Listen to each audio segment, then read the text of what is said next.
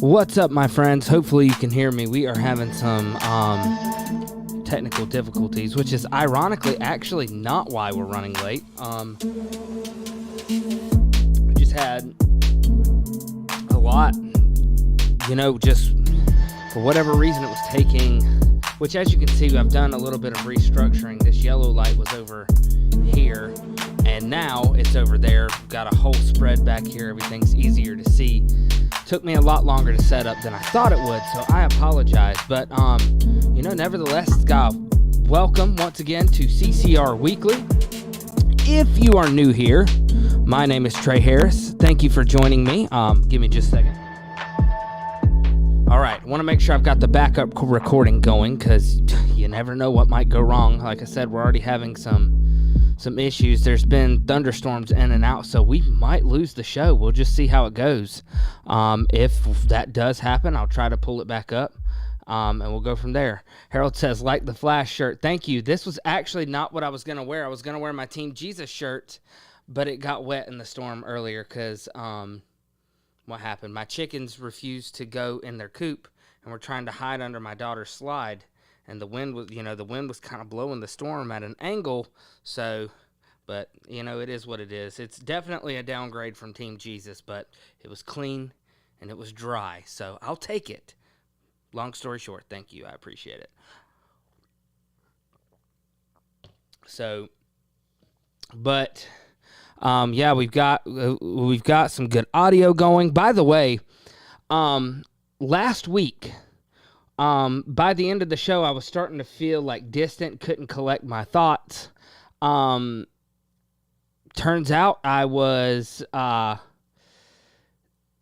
coming down with a kidney infection, but everything seems to be good now. So hopefully, my mind will be a little more focused as we go from here. So, as you saw in the title for today's show, why we're losing the culture war, and by we, I mean not just Christians, like true Christians.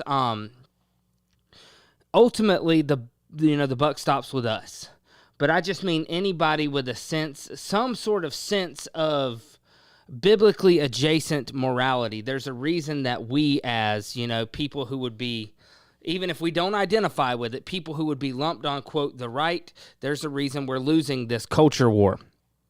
And we're going to get into that tonight. But first, what I'm going to do, I'm going to come over here, and I'm going to play a few clips. We'll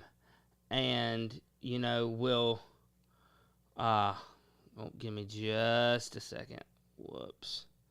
I'm going to play these clips, and we'll go from there. So let's pull this over. This is clip number 1. This is Charlie Kirk and Candace Owens on the, quote, culture war. So let's get right into this. So what do you think about the president pulling the plug on the Super Bowl winners showing up at the White House? Apparently, according to the NFL Network, only one football player was going to show up, and that was the quarterback, Nick Foles. Charlie, you're first. Yeah, I mean, look, I think this was the right decision to make. They were going to overly politicize this for all the wrong reasons. Only in America could football players that are making tens of millions of dollars win the Super Bowl, politicize the national anthem, not pay gratitude to our president or our veteran sacrifice, and then be paraded around the media as if they're victims. It is ridiculous what these NFL players have been doing, and Candace has been commenting on this rather well, where if you're in the NFL, you're not a victim. Look, pay tribute to this country, the greatest country in the history of the world. Pay tribute to this president. It could have been a great ceremony to really celebrate their successful season. Candace, Brian made a good point. I was going to say, Brian made a good point yesterday in that why not use this as an excuse to go have a conversation with the president, the football players? Why not go there and talk to them about what they care about? Because that's exactly what you have been doing. You have been going to the White House. You've been talking directly with the president about things that you care about. That's exactly right. And I don't think that's exactly possible with these celebrities. What we're really seeing is a window into the narcissistic, egotistical minds that is the celebrity brain. They actually think that they deserve more honor and more respect and more dignity than our veterans and our troops. And they're unwilling to work with this administration simply because they have a complex. They have a God complex. I think what President Trump did here is so great. It's exactly what needed to happen. A separation of the church and the state between the celebrities and the White House, especially on the backs of Barack Obama, who was honoring these celebrities and making them feel that they were better than the American people. But Candace, I think that what they would say is, picking the national anthem was probably a huge mistake, was we don't like the way law enforcement acts towards minorities in America, and that's the way we're standing up to it. Do you think that could lead to a conversation with this administration?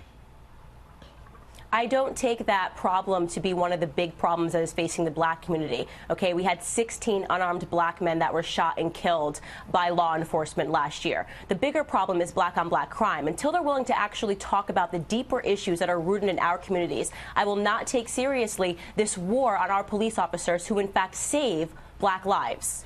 That's right. Now, Charlie, you were on this program on Monday, and you then went down to Washington to meet with folks at the White House. And then, Candace, you and Charlie were both with the president just about a week or so ago. What happened?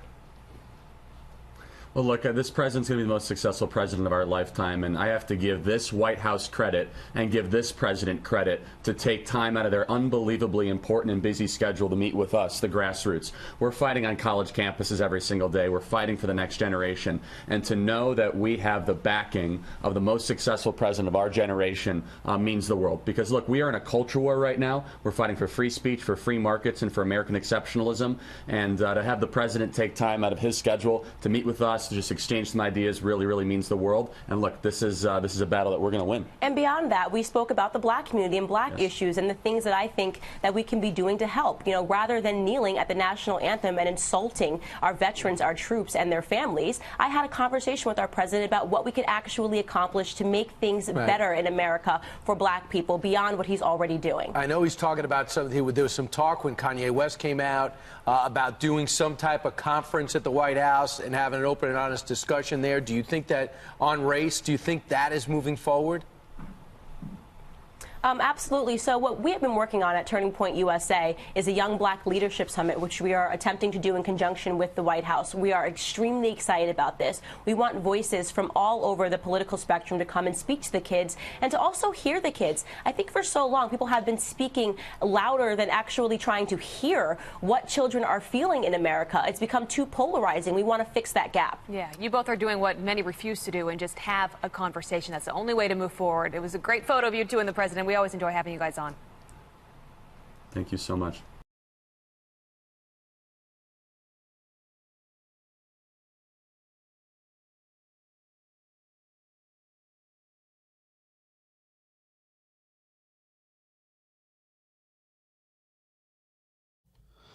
All right, so first thing I want to point out is the administration that wants to ban us from owning AR-15s.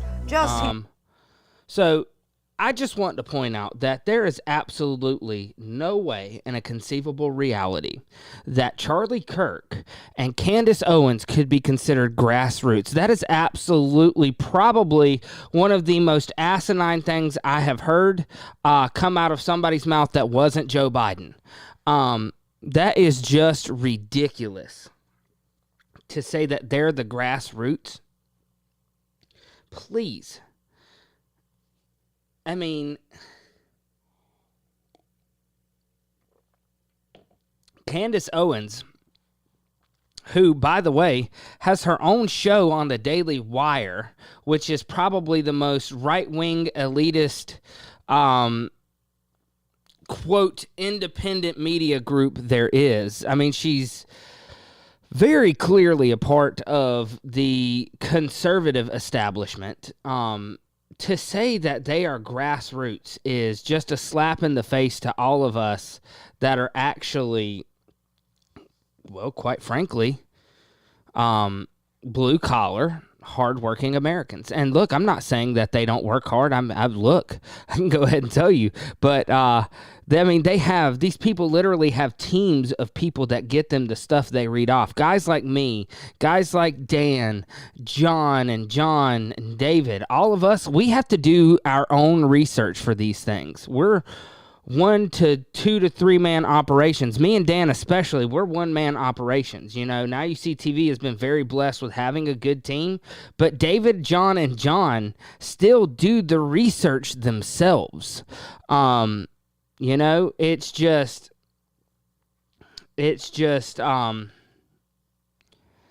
ridiculous. Now, here's the other thing. These are also the people that pitch conservative, quote unquote, this is the words they use in their interviews, conservative Christian values. You hear that so much if you are like me and are still a knucklehead and will turn on this nonsense and noise, which the only reason I do it is because, quite frankly, I'm just looking for something to talk about so we can take what actual, the everyday conservative, quote, Christian American is taking in, and we can actually look at it, compare it to the Bible, and see if it matches up.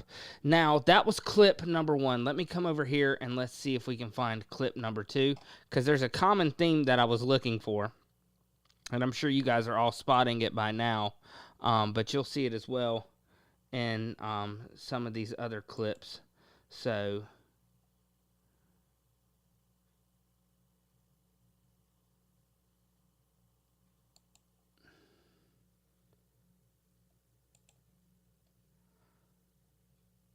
all right, so bear with me. Like I said, the storm's coming through and everything is just lagging.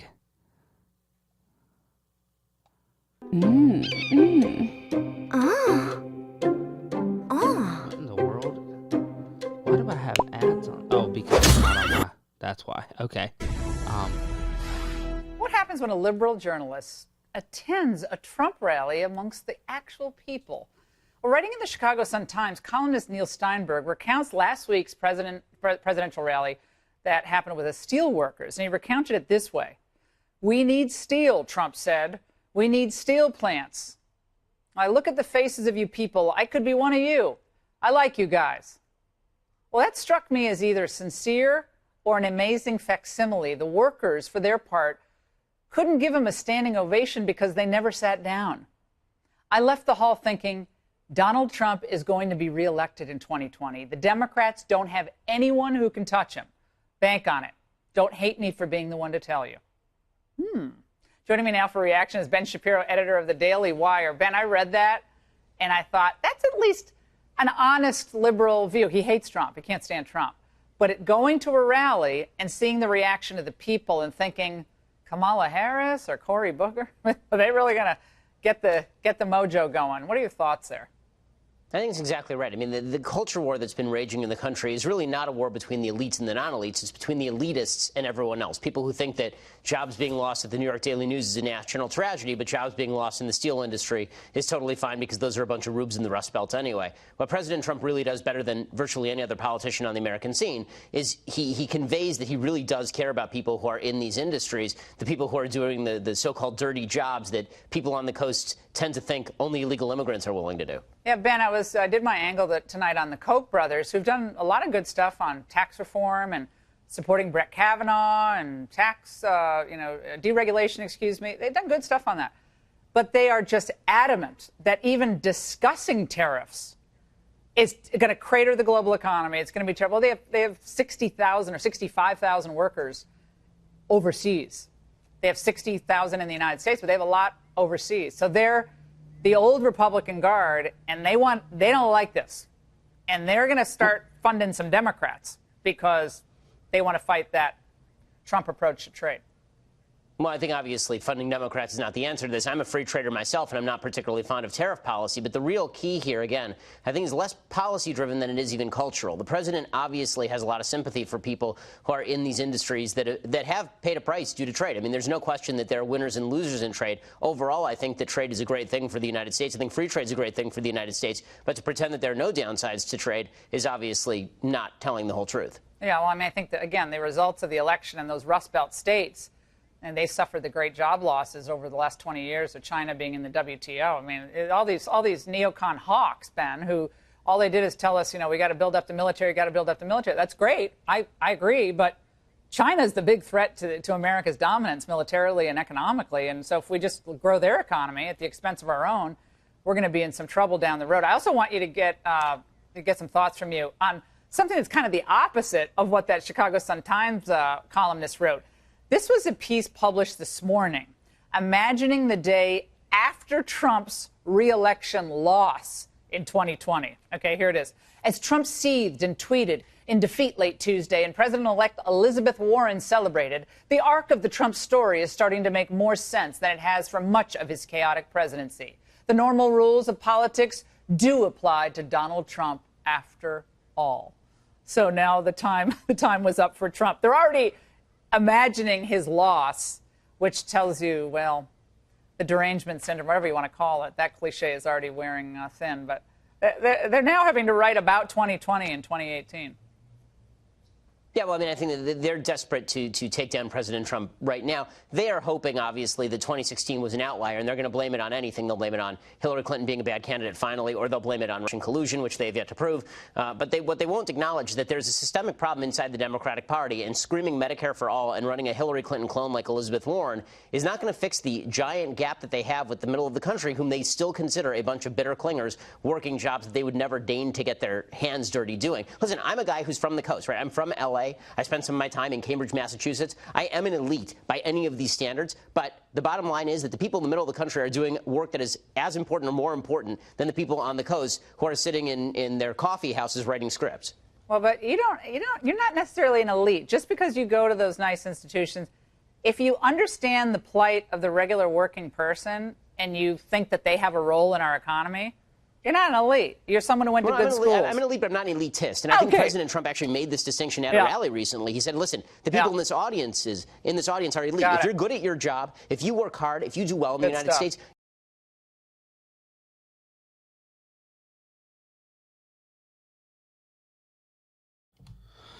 All right, so I do have to give him props for at least admitting he is part of the elite. Now, notice Laura Ingram's face. He was not supposed to say that. And you will never convince me otherwise. Because notice exactly what she said. Well, just because you go to these things doesn't mean you're elite. Yeah, it does. Clearly, she's never seen Eyes Wide Shut. So, which, by the way, neither have I. But I know enough about it to know what goes on.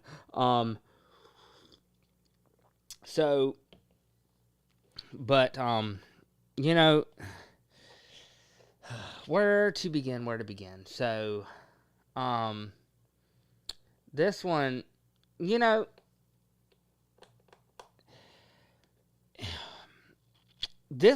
I wanted to watch this one because the title, actually, I agree with 100%. The war is between the elitists and everyone else. The problem is, it's the pot calling the kettle black, Like, Fox News, literally one of the 6 media conglomerates. I mean, can you get more elitist than that? It's owned by Rupert Murdoch, which, by the way, here's the interesting thing. Rupert Murdoch owns Fox, right? He also owns, from what I understand, or at least used to, I think he still does, own Zondervan Publishing, which is the #1 publisher for the NIV Bible. Just throwing that out there.